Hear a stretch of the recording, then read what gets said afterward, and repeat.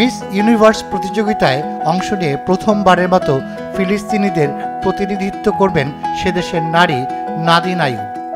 আগামী ২১ নভেম্বর থাইল্যান্ডের রাজধানী ব্যাংককে মিস ইউনিভার্স প্রতিযোগিতার আসর বসবে। মিস ইউনিভার্স অর্গানাইজেশন এক বিবৃতিতে এই প্রতিযোগিতায় নাদিন আইয়ুবের অংশ নেওয়ার বিষয়টি নিশ্চিত করেছে। এদিকে মিস ইউনিভার্স অর্গানাইজেশনের পক্ষ থেকে জানানো হয়েছে, নাদিন আইয়ুব ফিলিস্তিনের একজন আইনজীবী ও মডেল।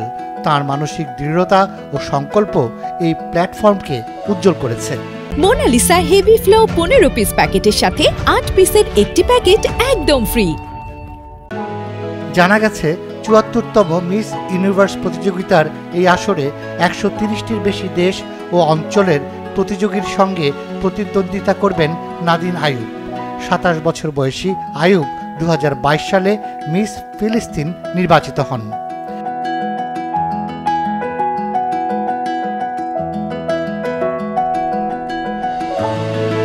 প্রথম ফিলিস্তিন হিসেবে মিস ইউনিভার্স প্রতিযোগিতায় অংশ নিয়ে এবার ইতিহাস গড়তে চলেছেন তিনি। ইনস্টাগ্রামে এক পোস্টে আইয়ুব বলেছেন, তিনি ফিলিস্তিন জনগণের কণ্ঠ হতে চেয়েছিলেন। Rumi Noman, Daily Sun.